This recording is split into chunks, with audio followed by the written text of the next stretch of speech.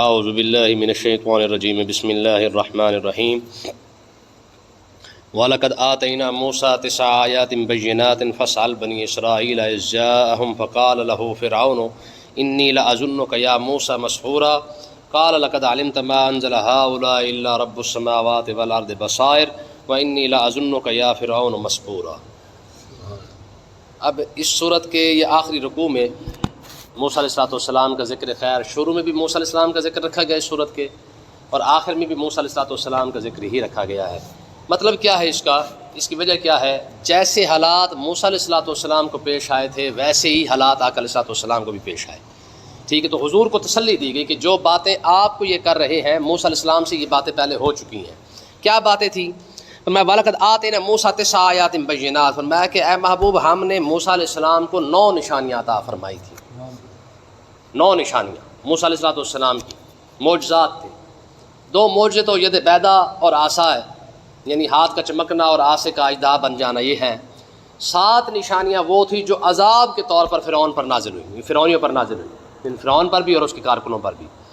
تو ہوا کیا، اس کی تفصیل ہم پیچھے پڑھ آئے ہیں کہ اللہ تعالیٰ نے ارشاد فرمایا فَأَرْسَلْنَا عَلَيْهِمُ الطُّوفَانَ وَالْجَرَادَ وَالْقُمَّلَ وَالضَّفَادِعَ وَالدَّمَ آيَاتٍ مُفَصَّلَاتٍ، ہم نے کبھی ان پر ٹڈیوں کا عذاب بھیجا، کبھی مینڈکوں کا عذاب بھیجا، کبھی خون کا عذاب بھیجا، کبھی طوفان بھیجا، ٹھیک ہے جی، پانی کا عذاب بھیجا، خون کا، ہر شے کا عذاب ہم نے ان پر بھیجا ہے۔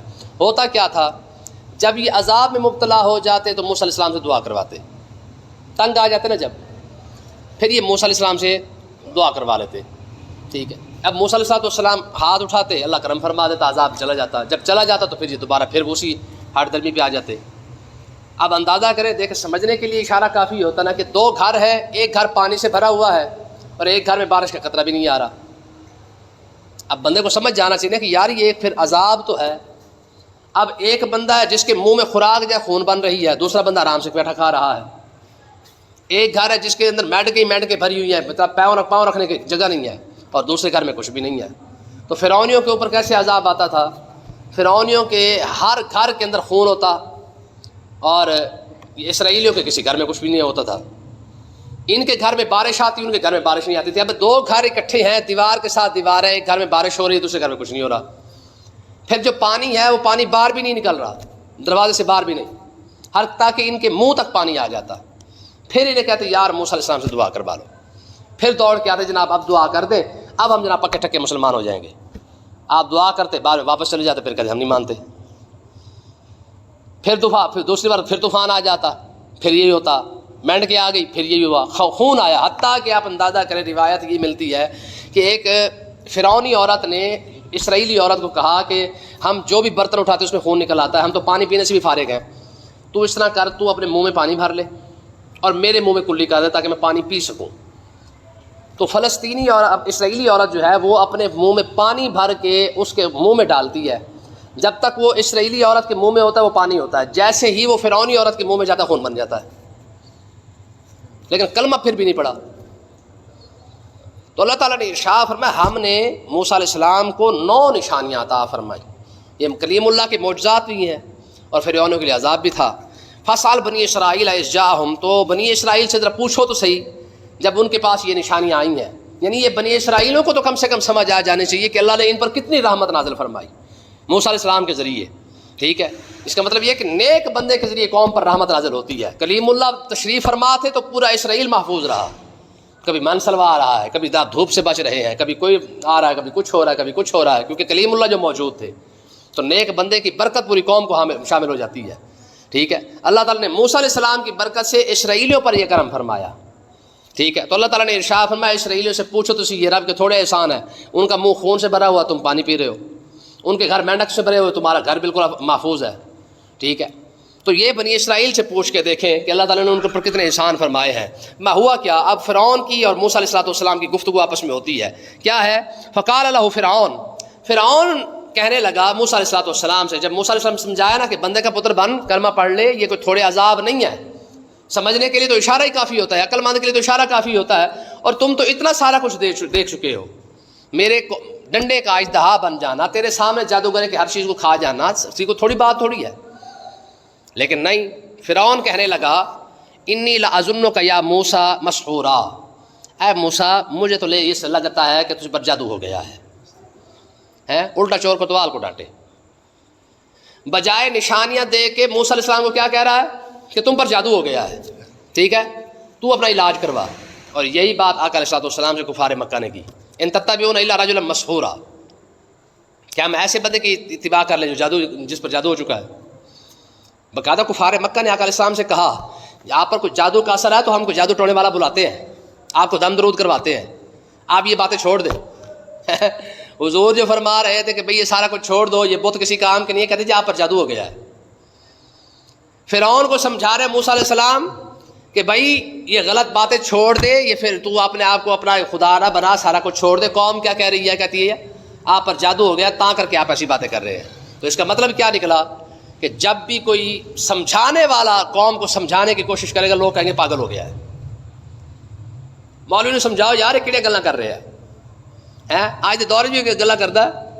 تو انہوں نے بھی یہی باتیں نبی سے کہیں، اور بلکہ نبی سے نہیں کلیم اللہ اور حبیب اللہ دونوں سے کہی گئی ہے. جیسے حضور نے ان کو سمجھایا یہ تمہارے رسم و رواج غلط ہے، انہوں نے کہا جی آپ پر تو جادو ہو گیا، آپ پر جادو ٹونے کا اثر ہو گیا ہے، تو فلہذا آپ کو دم درود کرواتے ہیں. یہ باقاعدہ انہوں نے حضور کو آفر کی، ٹھیک ہے. اور یہی بات ہے جب موسیٰ علیہ السلام نے فرعون کو سمجھائی تو اس نے بھی آگے سے یہی جواب دیا. پھر موسیٰ علیہ السلام تو پھر جلالی تھے. اب ذرا جواب سنیں ذرا موسیٰ علیہ السلام کا. مقالا، جیسے فرعون نے کہا نا جی آپ پر تو جادو ہو گیا ہے، کوئی جادو ٹونا آپ پر کسی نے کر دیا اس لیے آپ یہ باتیں کر رہے ہیں. تو موسیٰ علیہ السلام فرمانے لگے لقد علمت، تو اچھی طرح جانتا ہے، مجھے کہہ رہا ہے مجھ پر جادو ہو گیا، لیکن تو اس بات کو اچھی طرح جانتا ہے کیا ما انزل ہؤلاء الا رب السماوات والارض، یہ جو کچھ بھی تم پر نازل ہو رہا ہے یہ آسمان اور زمین کے پالنے والے رب کی طرف سے نازل ہو رہا ہے. تو اچھی طریقے سے جانتا ہے. بصائر، یہ تو وہ ساری نشانیاں جو دلوں کو بھی کھول کے رکھ دیتی ہیں. الٹا الزام مجھ پر لگا رہا ہے کہ مجھ پر جادو ہو گیا ہے. تو اچھی طرح نہیں جانتا کہ یہ عذاب کہاں سے آ رہے ہیں، تو اچھی طرح نہیں جانتا یہ آجتا، یہ چھوٹا ڈنڈا جو ہے وہ آجتا کیسے بن گیا. تو نہیں اچھی طرح اس بات کو دیکھ رہا، اندھا تو نہیں ہے، تجھے بھی تو نظر آ ہی رہا ہے نا یہ خون کہاں سے آ گیا ہے، یہ ٹڈیاں کہاں سے آ گئی ہیں، یہ مینڈکیں کہاں سے آ گئی ہیں، یہ طوفان کہاں سے آ گیا ہے، سارا کچھ تو بھی دیکھ رہا ہے. فرمایا اندھا تو بھی نہیں ہے، تجھے بھی لقد علمت، تو بھی اچھی طرح اس بات کو جانتا ہے کہ ما انزل ہؤلاء، یہ جتنے عذاب آئے ہیں الا رب السماوات والارض، یہ آسمان اور زمین کے پالنے والے رب کی طرف سے آئے ہیں. اندھا تو بھی نہیں ہے، جانتا تو بھی ہے. بصائر، تمہاری آنکھیں کھولنے کے لیے کافی ہیں. دیکھیں نا جی، تھوڑی بات تو نہیں نا، سارا کچھ بندہ اپنی آنکھوں سے دیکھ رہا ہو پھر بھی بندہ کہے نہیں نہیں نہیں نہیں، تو سمجھ لیں کہ بیڑا غرق ہو چکا ہے. اور اگلی بات موسیٰ علیہ السلام نے جو فرمائی نا وہ تو سند بن گئی. وہ کہتے ہیں تمہارے منہ سے جو نکلی وہ بات ہو کے رہی. بس کلیم اللہ نے جب منہ سے نکالا نا، کیا فرمایا آپ نے؟ وَإِنِّي لَأَظُنُّكَ يَا فِرْعَوْنُ مَثْبُورًا، میں فرعون مجھے لگتا ہے کہ تو ہلاک ہی ہوگا، تو کیا ہوگا؟ تو برباد ہی ہوگا، تیرا کھانا خراب ہو چکا ہے. اتنا کچھ دیکھ کر بھی مجھ پر الزام لگا رہا ہے جادوگری کا، تو اس کا مطلب یہ ہے کہ تیرا بیڑا غرق پھر ہوگا. پھر نبی کا گمان تھوڑی ہوتا ہے، نبی کا تو یقین ہوتا ہے. ٹھیک ہے، پھر منہ نبی کے منہ سے نکل جائے پھر توبہ توبہ ہے. ٹھیک ہے، وہ تو پھر سمجھو تقریر بن گئی نا. عیسیٰ علیہ السلام نا، آپ اکثر کیا کرتے تھے، یہودیوں کے بچوں کو اکٹھا کر کے نا آپ ان کو سمجھایا کرتے تھے، پڑھایا کرتے تھے، تعلیم دیا کرتا، دعوت دیتے تھے. اللہ اکبر. ہوا کیا، وہ یہودیوں نے نا جب دیکھا کہ بچوں کا رش جو ہے عیسیٰ علیہ السلام کے قریب بڑھتا جا رہا ہے، کیونکہ عیسیٰ علیہ السلام بھی یہودیوں کے پاس ہی آئے تھے نا بنی اسرائیل میں، تو جب آپ بچوں کو دعوت دینے لگے نا تو بچوں کی تعداد بھی بڑھنا شروع ہو گئی. تو یہودی پریشان ہو گئے، انہوں نے کہا بھائی یار یہ کام بڑا خراب ہے بھائی، ہمارے بچے تو گئے. انہوں نے کیا کیا، ایک دن یہ منصوبہ بنایا کہ جب عیسیٰ علیہ السلام آئے نا تو بچوں کو ایک کمرے میں قید کر دو. کوئی ہے ہی نہیں. عیسیٰ علیہ السلام نے تشریف لایا، فرمایا بچے کدھر ہیں؟ کہنا جی وہ کہیں گئے ہوئے ہیں. آپ نے فرمایا اس کمرے میں کون ہے؟ کہنا جی سور ہے. کیا ہے؟ ہم نے سور وہاں قید کر رکھے ہیں. تو آپ نے فرمایا پھر سور ہی ہوں گے. کیا فرمایا؟ پھر سور ہی ہوں گے. اتنی بات کر کے چلے گئے. تو انہوں نے کہا چلو یہ تو چلے گئے، بچوں کو تو نکالو. بچے کو جب دروازہ کھول کے باہر نکالا سارے سوری تھے. یہ عیسیٰ علیہ السلام کی زبان مبارک کا اثر ہے. میں پھر سور ہی ہوں گے. ٹھیک ہے. یوسف علیہ السلام نے جب فرمایا نا، ایک کو فرمایا تو سولی چڑھے گا اور دوسرے کو فرمایا تو کیا ہوگا، دوبارہ اپنے عہدے پہ بحال ہو جائے گا. سولی والا بول پڑا، انہوں نے کہا ہم نے تو خواب دیکھا ہی نہیں تھا، ویسے آپ نے فرمایا دیکھا یا نہیں دیکھا، میرے منہ سے نکل گیا تو ایسے ہو کے رہنا ہے۔ پہلے خواب دیکھ کے سچ بیان کر دیا، وہ تو قرآن نے بھی بیان کیا نا کہ خواب دیکھا تھا انہوں نے۔ بعد میں کہا نہیں ایسی نہیں دیکھا جتنی گپ شپ مار رہے تھے، فرمایا جو گپ شپ مار رہے تھے نا وہ کم ہو گیا، فرمایا جب میں نے کہہ دیا کہ سولی چڑھنا ہے تو پھر چڑھنا، تم نے دیکھا یا نہیں دیکھا اس بات سے غرض نہیں ہے، جب نبی کی زبان ہل گئی تو بات ختم ہوگی، تمہارے منہ سے جو نکلی وہ بات ہو کے رہی، جو دن کو کہہ دیا شب ہے تو رات ہو کے رہی، مطلب ہے کہ جب دن کو رات کہہ دیا نبی نے تو پھر رات ہی ہونی ہے، پھر دن شن کوئی نہیں ہونا ہے۔ بات سمجھ آئی کہ نہیں آئی ہے؟ تو اب ہوا کیا، تو موسیٰ علیہ السلام نے فرمایا وَإِنِّي لَأَظُنُّكَ يَا فِرْعَوْنُ مَسْبُورًا، فرمایا فرعون مجھ پر جادو ٹونے کا الزام نہ لگا، پھر پکی بات یہی ہے تو سمجھتا ہے کہ مجھ پر جادو ہے اور میرا یقین یہ ہے کہ تو برباد ہونے والا ہے، ٹھیک ہے؟ پھر ہوا کیا، میں نے پہلے بھی آپ کو یہ واقعہ سنایا تھا کہ جبریل علیہ السلام انسانی شکل میں آئے فرعون کے پاس، کہا بادشاہ جو بندہ غلام ہو اور مالک اسے نواز دے اور پھر وہ غلام غداری کرے تو اس کی سزا کیا ہے؟ فرعون کہنے لگا جی اس کی سزا یہ ہے کہ اسے پانی میں غرق کر دیا جائے۔ ایسا بدبخت غلام کھلایا پلایا سارا کوئی پیسہ پوسا سارا کوئی دیا، ٹھیک ہے، وہ بھی غداری کرے تو اس کو غرق کر دینا چاہیے۔ کہا لکھ کے دے، کہا لکھ دو بھائی۔ اچھا لکھ دیا گیا، جب غرق ہونے لگا تو حضرت جبریل علیہ السلام نے وہ رکا نکالا، فرمایا یہی سزا تجویز کی تھی نا تو نے کہ جو غلام غدار نکلے اسے کیا کرو، ڈبو دو، ٹھیک ہے۔ اب ہوا کیا، اب دیکھیں جناب اعلیٰ آگے کیا ہوا، فرمایا فَأَرَادَ أَن يَسْتَفِزَّهُم مِّنَ الْأَرْضِ، میں کہ فرعون نے منصوبہ بنایا کہ جتنے بنی اسرائیلی ان کو نکال دو، نکالو کیسے؟ نسل کشی کر کے، بیٹے سارے ذبح کر دو، پیچھے بچ جائیں گی لڑکیاں، ان کو دفع کر دیں گے۔ دیکھیں کل جو بنی اسرائیل کی نسل کشی فرعون نے کی تھی، آج وہی بنی اسرائیل امت مسلمہ کی نسل کشی کر رہا ہے۔ نسل کشی ہو رہی کہ نہیں ہو رہی ہے؟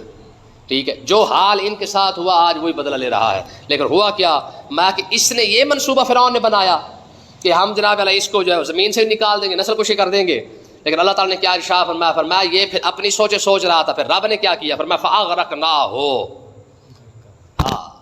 ہم نے لیڈر صاحب کو پھر بچنے نہیں دیا، لیڈر کو پھر ہم نے غرق ہی کر دیا۔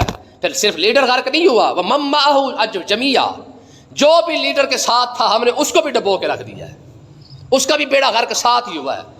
دیکھیں نا کلیم اللہ کے ساتھ بھی تو لوگ چلے تھے، جیسے آج جمعے کے اندر ہمارا بیان تھا، ٹھیک ہے۔ لیڈر وہ ہے جو پوری جماعت کو جناب اللہ پانی سے بھی باہر نکال کے لے جائے، یہ لیڈر کون سا ہے؟ خود بھی غرق ہوا، وَمَن مَّعَهُ جَمِيعًا، اور جتنے اس کے ساتھ دینے والے تھے سارے کے سارے کیا ہوئے؟ ایک فرعونی بھی نہیں بچا۔ کوئی سوچ سکتا ہے؟ اور پھر اس کا نتیجہ کیا نکلا؟ وہ اپنی جگہ سوچ رہا ہے کہ وہ کلیم اللہ کی جماعت کو ہرا دے گا، تو اللہ تعالیٰ نے کیا ارشاد فرمایا تو میرے نبی کی جماعت کو ہرائے گا، اس کو یہاں سے نکالے گا، اس کی نسل کشی کرے گا۔ رب نے پھر اپنے کلیم اللہ کی ہار تو نہیں لگنے دینی اتنا، ٹھیک ہے۔ یہ کیسے ہو سکتا تھا کہ نبی ہر جائے؟ سوال ہی پیدا نہیں ہوتا۔ آپ فرمایا تیرا انجام کیا ہے؟ جب اس نے حد سے بڑھنے کی کوشش کی، فرمایا پھر آ جا، پھر فما غرقناہ ومن معہ جميعا، فرمایا ہم نے اس کو بھی غرق کیا، جتنے کارکن تھے سارے ان کو بھی ساتھ غرق کر دیا۔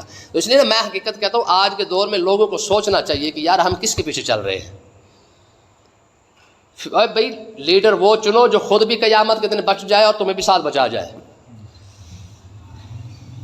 لیڈر تو وہی ہے نا جو قیامت کے دن خود بھی بچے اور تمہیں بھی بچا جائے۔ بھائی اس سے بڑا لیڈر کوئی نہیں ہے، جو قیامت کے دن بچ گیا اس سے بڑا بندہ کون ہو سکتا ہے؟ اور جو اپنے ساتھ دوسروں کو بھی بچا کے لے جائے، یار وہ تو سونے پہ سہاگا ہے نا۔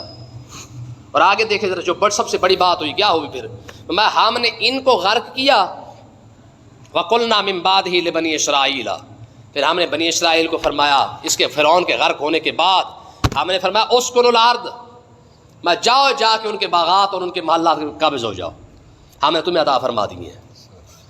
کیسی بات ہے؟ جس گھروں کے اندر وہ پانی بھر کے لایا کرتے تھے، جس گھروں میں وہ جھاڑو دیا کرتے تھے، جس گھروں میں انہیں مارا پیٹا جاتا تھا، رب نے ارشاد فرمایا جاؤ جا کے مزے کرو، ہم نے وہ سارے تمہیں عطا فرما دیے ہیں۔ اس کا مطلب یار مسئلے سے مسئلہ نکلتے ہیں، ٹھیک ہے، ہر بات میں کوئی نہ کوئی مسئلہ موجود ہے۔ اس کا مطلب یہ ہے کہ کلیم اللہ کے پیچھے چلنے کا رب نے انعام کیا عطا فرمایا، زندگی بھی عطا فرمائی، دریا سے بھی بچایا اور محلات کا مالک بھی ساتھ بنا دیا، ٹھیک ہے۔ پھر فلسطین کی جگہ عطا فرما دی، سب سے بڑی بات ہے کہ شام کا علاقہ عطا فرما دیا، فرمایا جاؤ وہاں پہ جا کے مزے کرو۔ پہلے یہ محلات عطا فرمائے، پھر فرمایا ٹھیک ہے اب یہاں سے نکلو مصر سے اور کیا کرو، شام میں جا کے تم بس جاؤ۔ اور آگے جو سب سے بڑی بات آ رہی ہے موجودہ دور کی، وہ دیکھیں ذرا، میں اس دور کی بات اس آیت میں بیان کی گئی ہے، میں کہ تم جاؤ اسکنوا الارض، ہم نے شام کی زمینیں بھی تمہیں عطا فرما دی ہیں، مصر کے محلات بھی تمہیں اور باغات بھی تمہیں عطا فرما دی ہیں، اب یہاں سے نکلو، فائزہ جا وعد الآخرہ، فرمایا جب آخرت کا وعدہ آئے گا نا، جینا بکم لفیفا، فرمایا ہم تم سب کو جمع کر کے لائیں گے، ہم کیا کریں گے؟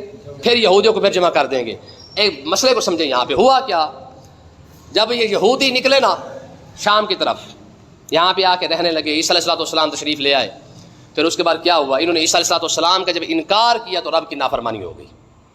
میں تمہیں پیسہ دینے کا مطلب یہ تھوڑی تھا کہ میرے نبی کا انکار کر دو، تمہیں یہاں پہ رہائش دینے کا مطلب یہ تھوڑی تھا کہ میرے نبی کا انکار کر دیتے۔ جب انہوں نے عیسیٰ علیہ السلام کا انکار کیا، رب کے مجرم بن گئے، ٹھیک ہے۔ اچھا یہ دور ابھی تھوڑا سا گزرا ہی تھا، 500 سال کا، 575 سال کا فاصلہ گزرا، امام الانبیاء تشریف لے آئے، تو انہوں نے کیا کیا، بجائے ماننے کے حضور کا انکار کر دے تو جرم اور زیادہ بڑھ گیا۔ اب یہاں پہ دو باتیں مراد ہیں، ایک کہ اللہ تعالیٰ نے ارشاد فرمایا قیامت کا دن آئے گا ہم تمہیں سب جمع کر لیں گے، لیکن ایک اور خاص بات اس کے اندر جو مراد ہے وہ یہ کیا ہے، جو اس کی اور تفسیر ہو سکتی ہے، وہ یہ ہے کہ اللہ تعالیٰ نے ارشاد فرمایا کہ تم کیونکہ چھوٹے مجرم نہیں رہے، اب تم کون ہو گئے ہو، بڑے مجرم ہو گئے ہو۔ ایک تو عیسیٰ علیہ السلام کا انکار کر دیا، ابھی وہ سزا کم نہیں تھی، وہ عذاب کم نہیں تھا، تو بعد میں امام الانبیاء کا بھی تم نے انکار کر دیا، تو لہٰذا اب کیا ہوگا، فرمایا جینا بکم لفیفا، فرمایا کہ ہم تم سب کو جمع کریں گے، پھر سزا دیں گے۔ اب کیسے سزا دیں گے؟ یہاں فلسطین کے بعد جب یہ وہاں سے نکلے نا، یوں سمجھ لے کہ عیسیٰ علیہ السلام کے بعد یہ عرب کے اندر کچھ ہے، کچھ یورپ کے اندر چلے گئے، کوئی افریقہ کے اندر چلے گئے، کوئی کدھر چلے گئے، کوئی ادھر چلے گئے۔ آقا علیہ السلام نے پھر انہیں عرب سے بھی نکال دیا۔ نتیجہ یہ نکلا کہ آقا علیہ السلام کے بعد، عرب سے نکلنے کے بعد یہودی کسی جگہ اکٹھے نہیں ہو سکے، پوری دنیا کے اندر یہ پھرتے رہے، کبھی بھی یہودی اکٹھے نہیں ہوئے۔ رب نے ارشاد فرمایا جینا بکم لفیفا، ہم تم سب کو جمع کریں گے۔ اب جب یہ 1948 کے اندر انہوں نے ریاست اسرائیل، بنی اسرائیل کی یہ رکھی ہے نا، یہ ملک بننے لگا ہے، اب ہوا کیا، یہ یہودی ہر جگہ سے، پوری دنیا کے اندر جتنے یہودی موجود ہیں سب کو اکٹھا کر رہے ہیں، وہاں سے پوری دنیا سے اٹھا اٹھا کر یہاں پہ لا رہے ہیں، اپنے حساب سے یہ گریٹر اسرائیل بنا رہے ہیں، لیکن رب کا فیصلہ دیکھو، فرمایا ہم تم سب کو جمع کر کے سزا دیں گے۔ آج دیکھ روئے زمین کی ہر جگہ سے یہودی اکٹھا ہو رہا ہے، ٹھیک ہے، اور بنی اسرائیل کی کوشش، اپنے اسرائیلی یہ بیٹھا ہوا ہے نیتنیاہو خبیث، اس کی کوشش ہے کہ ہر جگہ سے جہاں بھی یہودی موجود ہے وہاں سے اٹھا اٹھا اٹھا اٹھا کے یہاں پہ جمع کر رہا ہے، رب جمع کر کے ان کو سزا دے گا۔ اب دیکھیں اس کا نتیجہ کیا ہے، موجودہ حالات کو ذرا چیک کریں، پوری دنیا کے اندر یہودیوں کے خلاف نفرت پھیل چکی ہے۔ جو عیسائی، جو امریکہ اس کے ساتھ کھڑا تھا، وہ جس طرح ہمارے ذلیل ان کے ساتھ کھڑے ہیں نا، امریکہ کے صرف ٹرمپ ان کے ساتھ کھڑا ہوا ہے، باقی امریکہ کی عوام تو آج بھی یہودیوں سے نفرت کر رہی ہے۔ عیسائی آج یہودیوں سے نفرت کر رہے ہیں، مسلمان تو ویسے وہ یہودیوں سے نفرت کر رہا ہے، صرف اور صرف اوپر کے جو چمچے خبیث بیٹھے ہیں وہ اسرائیل کے ساتھ کھڑے ہیں، باقی پوری دنیا کے اندر اس وقت جو ہے وہ نفرت پھیل چکی ہے، ٹھیک ہے۔ اب نتیجہ کیا نکلے گا اس کا، ایک تو یہودی وہاں جمع ہوں گے، ہو سکتا ہے گریٹر اسرائیل بھی بن جائے، مصر کا علاقہ ان کے پاس چلا جائے، اردن کا علاقہ ان کے پاس چلا جائے، عرب کا علاقہ ان کے پاس چلا جائے۔ جب یہ ان کے پاس چلا جائے گا، اس وہاں پہ یہ آباد کریں گے یہودیوں کو، جب یہ سارے یہودی وہاں پہ اکٹھا ہو جائیں گے تو عیسیٰ علیہ السلام تشریف لے آئیں گے، اور آج اکٹھے ہو رہے ہیں۔ یہ رب کا فیصلہ پورا، جینا بکم لفیفا، فرمایا ہم تم سب کو جمع کر کے پھر سزا دیں گے۔